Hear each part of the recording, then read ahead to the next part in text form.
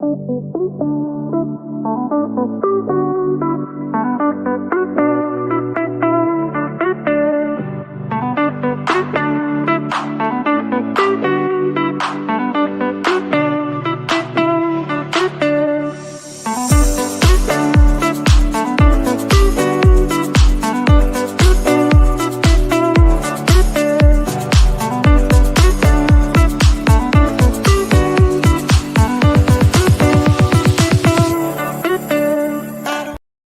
all, welcome back to the final whistle then for another match preview as Leicester City enter the FA Cup then, and can they oversee Queen's Park Rangers this weekend and put their place into the next round? I'm going to be joined by George Sharp from the Hoops and Dreams QPR podcast, who's going to give a lowdown on Rangers ahead of the weekend's game. It's been nearly 38 years to the day that Leicester City played QPR last time in the FA Cup. We're not going to give you the score till later on in the show, but if you was at that game back then and you're an older head, you'll remember it quite well. So, guys, as always, hit the like button for me. Subscribe to the channel if you're new and you haven't subscribed already. Then please get down and do so. Get involved as always. Get your comments in. Let me know your team news, thoughts, and what everyone's had to say regarding transfers, Ruud van Nistelrooy and all that. Hopefully we get a win against QPR. It's a big game, isn't it? It's a big game. People are saying it'll be an easy match, but you never know looking at our form. I mean, QPR's only lost one in the last 11, so yeah, they're on form. And they're taking on a Leicester side who is well out of form, let's be fair, and can't defend for toffee. So it's going to be an interesting one, and I'm sure QPR are going to relish the challenge against the Premier League Foxes. Everyone like up the stream. Yeah, and let's get my guest in. George Sharp from the what podcast here? Hoops and Dreams podcast. George, Hi. How are you, mate? Yeah, I'm good, thank you. Thanks for having me on. Appreciate it. George, let everybody know where they can find you, mate, and what you do at the Hoops and Dreams podcast. So I do it alongside a bloke called Brian, and we preview the midweek fixtures at Hoops and Dreams. So that'll be on Twitter, YouTube. Yeah, I'm pretty Facebook. We have a forum as well, Hoops and Dreams forum. And if you're more interested in my stuff as well, I do interviews for QPR as well. So if you search my name up on YouTube, I'll come up on there as well. So fantastic. Transfers. What transfers? Exactly my point. Leicester's a bit slow when it comes to that type of thing. Armchair jockey. And how are you? Obviously, fellow Championship side Hull City fan who will play QPR again at some point. George, Leicester versus QPR. Nearly 38 years ago, we played each other in the FA Cup.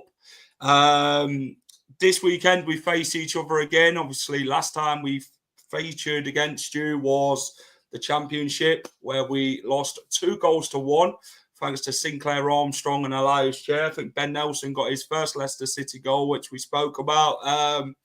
But how have you found the season with QPR? I mean, one defeat in the last 11.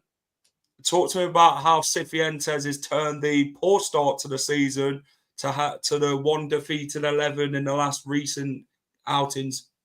honestly, Jack, it's been complete chalk and cheese. I think at the start of the season, we were expecting to have a decent run, to be honest. I saw different Championship sites actually predicting us to make a playoff push. But we started the season and just couldn't win games of football. I think we were trying to play such a continental style. And I can see why Marty tried doing it. But we just didn't have the players for it. It didn't help that we had a massive injury crisis. I think at one point we had 10 of our normal first-team starters out injured. So for us, it was always difficult, and we've had to rely on some development squad players who have actually done quite well in like Ryan Colley and Kieran Morgan. Mm-hmm. But I think it was the November international break, and I've spoken to a couple of QPR players since, and they said that from that moment on, they realised that we just needed to go back to a team that's hard to beat. And that's something I was saying for a while. I think for us to be a successful side, we just need to do well in terms of defensively. And I think we went through a stage of getting 4 or 5 clean sheets in a row. And since that November international break, we've only lost 1 in 11. it's a shame you're not playing us at home because we won 5 in a row. So the change around has just been massive, and I think it's good for us QPR fans because like it was frustrating at the start of the year because you can see what Marty was trying to do, but from that November international break, we've just been much a better side, and we're a confident side. I think there was a lot of criticism at the start of the year that because we brought in quite a lot of foreign players from different leagues that they hadn't fully settled in. But now it's almost like the team's coming together. There's a bond there. And yeah, we're just really confident, I think. Fantastic. Evening, Scott. How does Cifuentes approach the championship? Obviously, surely you've got an eye on the playoffs. Talk to me. I think you're 11th in the table at this minute in time. So where do you see yourselves from now until the end of the season? How much of a push do you think Cifuentes can get this QPR side? Honestly, if you had said to me 2 months ago that we'd be on some sort of playoff push, I would have laughed at you. If I'm being honest. But now I think we're only 7-8 points from the playoffs, which it's just a real complete turnaround. Bear in mind we were bottom, I think, mid-November. So it's just astonishing. But who knows where we can go? I think that we've got some players coming back from injury now. We've still lost a few in terms of Steve Cook, who's a real leader in our team. We've just got that championship experience. He's done something to his foot, so he's out for a while. But players like Ilias Chair, he's back now. We've recently signed Ronnie Edwards on loan from Southampton. So I think players who have come in and players who are coming back from injury, who knows what can happen? I think a lot just depends on these next few games because who knows with the championship? You should know from last season that a few results and your league position can just change completely. Like if we lose 3 on the bounce, we could be back in a relegation battle. So who really knows with QPR? Like any QPR fan will say it, we're probably the most inconsistent team because we'll go for a run of being unbeaten in 10, but then lose 5 on a trot. So who really knows? But I think if there's anyone to lead us for a playoff push with the players that we have, I'd want it to be Marty. I think he's been absolutely exceptional since he's come in. I think he's such a difference to what we had before with Gareth Ainsworth. We had problems with Michael Beale leaving us. And it's just good to have that managerial stability as well. So, no, we're definitely a side who are on the up. I think it's a stretch to potentially say playoffs because who knows what could happen injuries-wise. And it has a lot to do with January transfer window as well. If we can potentially bring in some good loans. So, yeah, who knows? Yeah, I'm hoping that for Leicester at the minute, George. We've not signed anybody. So, it's a bit of one of them. It's a bit of a touchy subject when you talk about transfer windows. We're a Leicester City fan because we're slow at making transfers and then we all of a sudden make a panic buy at the end of it. So, we're in a bit of a pickle at the minute. We don't know what's going to be the priority, how many players we're going to bring in, if any, So what is the January transfer with QPR at the minute? I mean, where do you feel you need to strengthen to really push on then? I think for us, we went much like last year, really. We went into the season too light on strikers. We bought in Zansella from, I think it was Lugano in Switzerland. And it took him a good few games to really get going. I think it was 18 games in and then he finally got his first goal. He actually got a double away at Cardiff, but he's also out injured at the moment as well. So it's just the problems that are coming so thick and fast. I think we got Michael Frey up front, who's physically good, but I wouldn't want him to be our number one striker and to rely on him throughout the case of a season. So I think for us, a striker is a big priority. Potentially one with pace to give us that alternative because quite a lot of our attacking options are quite big lumps up front and then relying on the creative players behind. And I think the other position we could do is with a left back. We got Kenneth Powell at the moment, and I think he's only got 6 months left on his contract. So who knows what's happening with that situation. And I think at points this year, he's been injured. He's looked a bit disinterested as if he doesn't want to be here. So I think if we could get in a young Premier League left back on loan or just someone like that to add a bit of competition for Powell as well, because sometimes he can just seem like he knows he's going to play every week. So I think a left back and striker for us. Yeah, that's it for sure. I agree. Let's talk about Leicester QPR. Obviously, last season was the last time we faced you at the King Power Stadium. 2-1 defeat for the league leaders in the championship. I think it was the 8th most informed side when you come to the King Power Stadium. Obviously, you were relegation battlers, weren't you, at that point as well? But how does Cifuentes approach the game against Leicester? How challenging is it for QPR? I think we would be stupid to say that it's not a tough game. As I said to you beforehand, that no matter what Premier League team it is, they're going to be more competitive against a Championship side, because even the likes of Southampton and Ipswich, the squads they have would be able to compete at the top of the Championship, no doubt. Yeah. I think you should expect to see a similar approach to last year, because I remember last year we let you have the ball quite a lot, and that's the same sort of story as this year. Well, I think we're actually in the bottom 5 teams for possession in the Championship. We really don't keep the ball that much for a passing style team, so I think expect us to be hard to beat. I don't think that we're going to change the team too much. I think Marty has quite a big thing of doing well in cup competitions. Last year we knocked out in the 3rd round to Bournemouth, but we went 2-0 up and lost that game 3-2. So, and in that game he actually started quite a few of the regular starters, so I can see that happening again. But no, just expect a team that's hard to beat and fully confident, I reckon.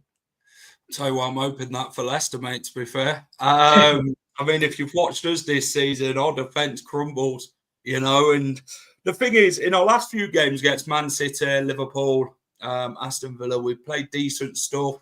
It's the mistakes we don't cut out. We've been making mistakes all season long, and it's cost us games. Even the big games when we need to get points, we've not gone on to win. We beat Southampton.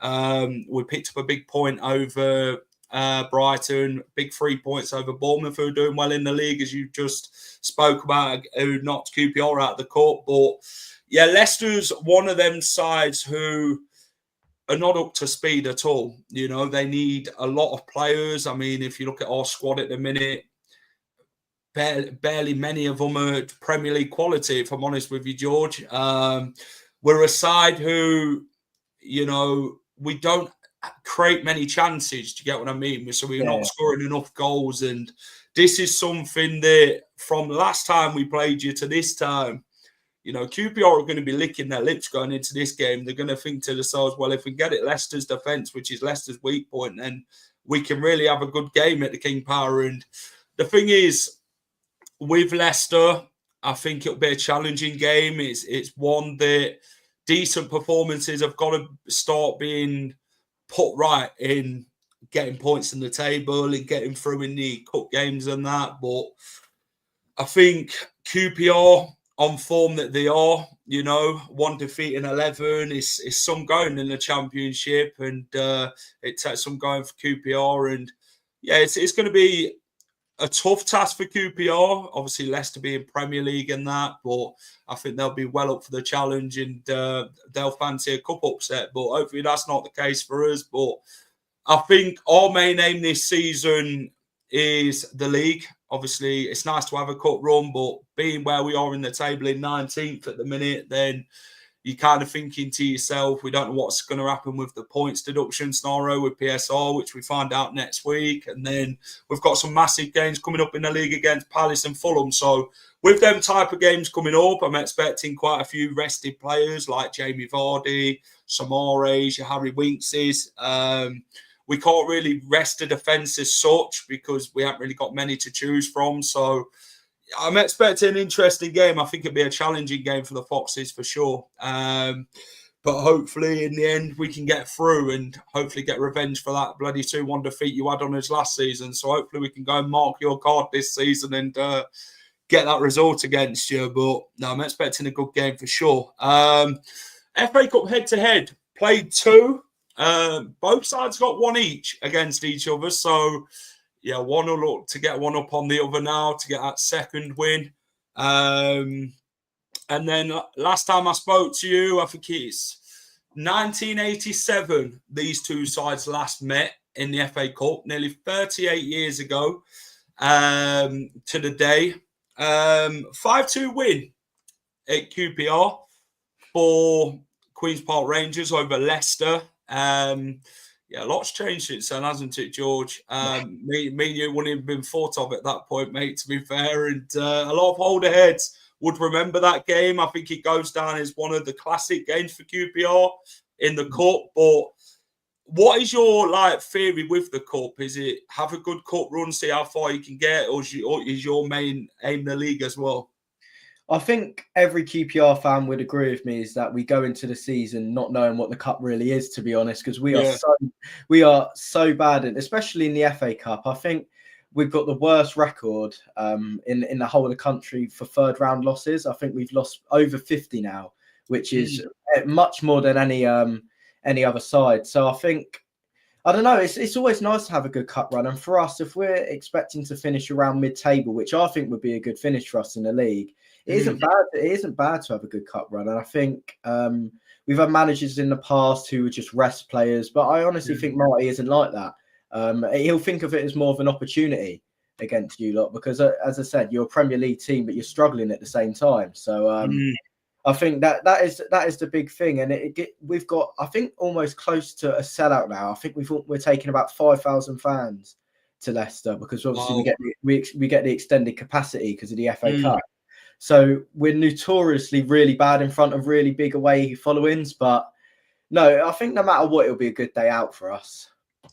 Yeah, QPR were loud last year. I don't know if you visited the King Power Stadium last season. Yeah, I did. Yeah, it was a good away day for you. Leicester haven't won a game in 6. I think our last win was against West Ham United, 3-1. So, yeah, Leicester have got to start winning games. Like I say, 2 big games coming up after this one. So, home form matters, doesn't it, George, when you're in a relegation battle? Oh, tell me about it. With QPR, I think we didn't win a home game, and I don't know. I think it was just so long into the season, and it was a problem last year as well that we just couldn't win home games at the start. But then we've now won 5 in a row. So I would have much preferred it be at Loftus Road, if I'm being honest with you. I think I would have felt much more confident with that, especially with the fact that which is almost like a fortress at the moment. I think for us, it's better because at home we set up more attacking wise. I think there's been a couple of times this season, I think notoriously away at Burnley where we drew 0-0. We've gone into that game expecting just to draw 0-0, and we did. We set up like it. I think we only had 1 shot on target in that game. So our away setup is, I think, vastly different to our home one. I think I went to our last 2 away games, Swansea and Norwich, and I've travelled hours and miles for it, and I didn't see us have a shot on target. I knew we drew 1-0 against Norwich, but that was an own goal, who seems to be our best friend at the moment, own goal. But no, it's just no, I would much preferred it to be a home game, and home form's crucial, I think, especially for a team like you guys in the Premier League. Like a top team away from home, you should never expect to get anything. But at home, if you could potentially nick a draw against one of these top 10 sides, that's how you stay in the Premier League. And I'm not going to talk much about the Premier League because we haven't been in there since 2014. But and I don't follow it as much as I probably should. But I can assume that winning your home games in that league is crucial, because away to these teams like Man City, Liverpool, Arsenal, you just don't really have a chance, do you? Now, do you feel there's a big gulf now, with all the teams that go up to the Premier League nowadays, who, like you playoff teams who win the playoffs, and then the 2 teams that go up automatically? Do you feel there's a massive gulf? I mean, you've seen it with Sheffield United, Luton, Burnley, who have come straight back down. Obviously, Luton are now struggling, aren't they? I mean, they're on the fight for relegation, aren't they, Luton Town? So do you think there's a massive gulf for these championship sides, and do you feel the standard's really high when you do get to the Premier League? I think it's a really, really interesting conversation to have, because obviously you have the introduction of parachute payments when you get relegated back into the Championship.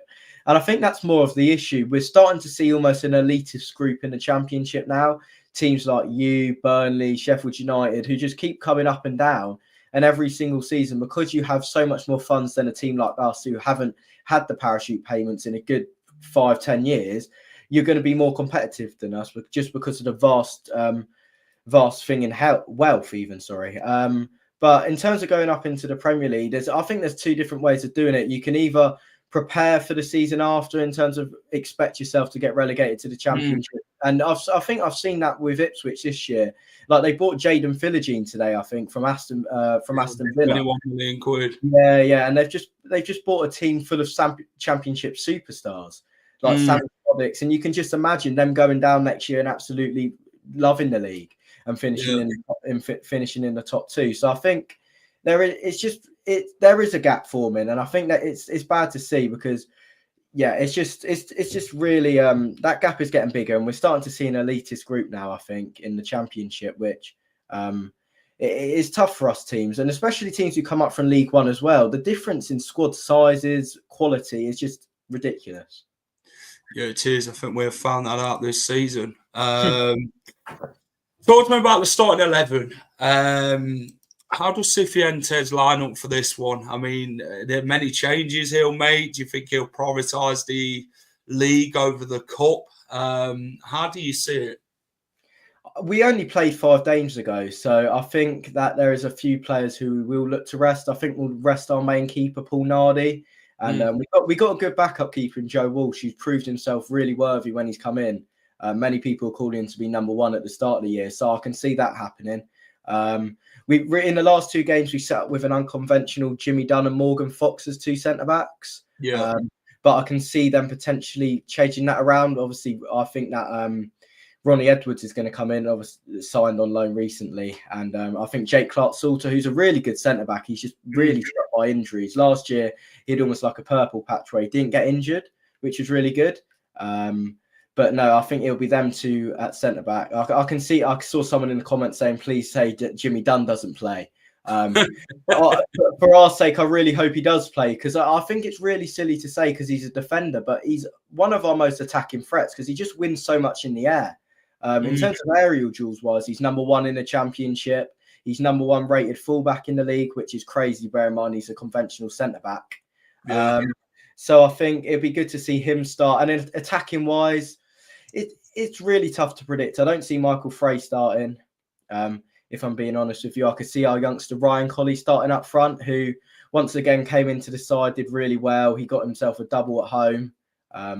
When he came off the bench against, testing my memory here. I don't know. We won 3-1 that day, and no, 3-0. That's it, against Norwich. He's come off the bench and then scored a double against Norwich at home. So I can see that happening. For our sake, I hope Ilias Chair starts. I know he's a player who Leicester fans would probably have heard of because he's been around the Championship scene for a while now. It's one we're after as well. And I don't know if is he out of contract at the end of the season? I think he's out of contract, but I think he's got a year extension. So Leicester looked at last season. He's a player who I'm shocked is still here, to be honest. He made his 250th appearance on Monday night. He really is a good player. He's one of them players who is just a consistent threat. I think his delivery is incredible. We've seen it in the last couple of games. He obviously injured at the start of the year, but he's now come into the side, and he just looks. His delivery is brilliant, and he's a player who can cause you threat on any day. He's one of them where even if we're having a bad performance, he can just add that bit of magic. And I always say to people, if Ilias Chair's having a good game, QPR usually having a good game as well. So I think it'd be good to see him start, but I really don't see him making too many changes. It's tough to think about because as much as we want to do well in the league and potentially get that playoff push, as you mentioned, it's an opportunity here. And I think Marty's going to think of it more that way, and I don't see too many changes. Yeah, I think Armchair Jockey mentioning Jimmy Dunn. I think Jimmy Dunn scored against Leicester when he played for Burnley in the Premier League. I believe that was the last time Burnley were in the before Burnley got relegated, the time before they were in the Premier League before. So he has scored against Leicester, so he's got previous. I think it was a 4-2 defeat for the Clarets. I think it was like COVID season.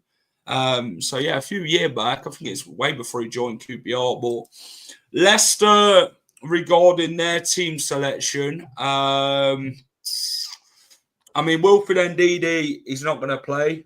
Vestergaard won't play either, so he's out. Mads Hermansson's out for a good few weeks, so that's our main keeper out. Stolasic, I think we'll play this game. Obviously, he's done all right when he's been given the chance, Stolasic. I think Wout Fast will come in to replace Yannick Vestergaard with... I think they'll go with Caleb Okoli and Wout Fast, to be fair, in this one, George. Luke Thomas, and I think we will go with Victor Christensen as the fullbacks. I think he'll rest James Justin for this one. See, this is where it gets tricky with the 5 midfield. So I think he will go with Oliver Skitt and Harry Winks is the centre defensive midfield 2. I think Samore get rested for this one. And then Jeremy Monga could potentially be on the bench. So I think he'll go with Will Alves. And then he will go with Facundo Buonanotte. And I tell you what, I think he'll stick with Mavididi. And then striking-wise, I can see him going more of a Patson Daka. I think Daka will play. But then if he doesn't go with Mavididi, I think he'll go with Deco Dovreed. Obviously, Deco Dovreed is previous championship player, isn't he, for Bristol City? So, yeah, it's going to be an interesting lineup. And, hopefully that side's good enough. I think I'm looking forward to seeing the Will Alves in that. It's always good to bring fresh blood, isn't it, George, through the academy to give them an opportunity to see what they can offer in the team. No, 100%. And I don't know whether you've seen, but we've had a player come through called Kieran Morgan recently. We signed him in the summer from Tottenham. He's just been released, and he's come in initially just to be in the development squad. Yeah, because he's not cooked-eyed, armchair jockey. He's not cooked-eyed, so he can play. But he's come in initially to be in the development squad, and we had an injury crisis in midfield. We had a few players out, and he's come in initially off the bench, and then he started a game, and he's done really well for himself. He's a player who just, for an 18-year-old, looks so composed on the ball. And you're right with what you say. It's the foundations of a good club. The foundations of a good club is having a good academy and having them players you can rely on if there are injuries. And I think that's a problem that QPR have had in the past, because we're a Cat 2 academy. And because of the area we're in, we're surrounded by top academies like Fulham and Chelsea. We bring up these players until around the age of 16, and then because you can easily get picked up before that age, they'll just go to these big clubs. Like I could list so many players who have been at QPR's academy and then gone to other academies. So I think the way that we've done it in the last couple of seasons are looking to pick off these Premier League dropouts at a potentially older age, and it's working for us. So no, I agree. Bringing in these academy players are important. Buonanotte, I mean, Brighton are looking for him to really do well at Leicester, but I think Brighton can call him back armchair jockey if they get if they accept a good fee for him. I think that's the only way. I think that's the same with Tom Cannon. I mean, what's been your initial thoughts on Tom Cannon this season, George, in the Championship for Stoke? He's someone who, at the start of the year, I said to my dad, I was like, I'd really love to bring him in, because I saw him on the bench. He was on the bench for you lot last year, wasn't he? And he's just a player who did really well. I think, was he at Preston? Was it at Preston? Preston, yeah, the season before. Yeah, the season before that, he did really well at Preston. And to see him sat on the bench is one of them frustrating things that I find with the teams who are near the top of the league in the Championship. There's just players of real quality who are probably worth more than our team combined, who are sat on the bench, which is really frustrating for us. But no, he's done really well at Stoke this year. He's proved himself as a proper Championship goal scorer. But I think he might be one of them players who is potentially good for the Championship, potentially too good. He just can't make the step up in the Premier League. So yeah, you never know how they'd feature in the Premier League, do you, unless they give it a chance. Obviously, he can't go back to Leicester now and play because of the appearances that he's made for Stoke. The only way we can bring him back is if we're going to sell him on a permanent deal to whoever wants to buy him, maybe. Sheffield United pulled out because they ended up buying Ben Berrington Diaz. And I think Stoke are interested in buying him, but yeah, it'd be interesting to see in this window if anyone does come in for a permanent bid. I think he scored 10 goals for Stoke this season with 1 assist, so he's not doing too bad. I think 4 of them, though, came against Portsmouth. Yeah, no, I did see he scored in 4 in one game. But I think for you lot, if you could cash in on him now, it'd be a good thing, because as much as you're going to have fans who think, he might cull it in the Premier League, or if we go down next year, he'll be a good asset. If you could get a good substantial amount of money for him now, more than that you paid for him, I think that'd be a good bit of business. And that's something that QPR who have really done poorly of in the last few seasons, because there's been players like Chris Willock who at the peak of their form could have been sold for a lot, but just ended up going on a free. So that's something that we need to sort out. And for you guys, if you could sell him for a good amount of money, I think that'd be a good deal. I think that's where we agree there, George. Leicester's done that. We lost £117 million, not last season. The start of the summer from last season, we lost 117 million through losing the likes of Yuri Tillemans, Johnny Evans, Daniel Amartis. I think Sionchu in that went as well. Them types of players, we let them run their contracts down when we could have sold them the summer before. I mean, Tillemans, we could have ended up getting £40 million for him, but then Leicester's board are just letting these contracts run, or we're overpaying for bang average players, and then Leicester's kind of in a mess. Arm Jockey says £10 million. I mean, Leicester brought in for £8 million. When we did buy him, though, we were injured, which is not always a good thing. I remember when, who was it? Southampton brought in Ross Stewart. He went in there and then he were injured. And also, you always find bloody that happens when transfers happen at Leicester. Players come in or have never been injured before and then they get injured when they're here. So it's a bit of a curse. But score prediction, George, can you see an upset? See, I'm really torn on this one, but I'm going to go with the positivity that we've had at the moment. I think we could upset you lot. I think I've said it multiple times. It's a real big opportunity for us.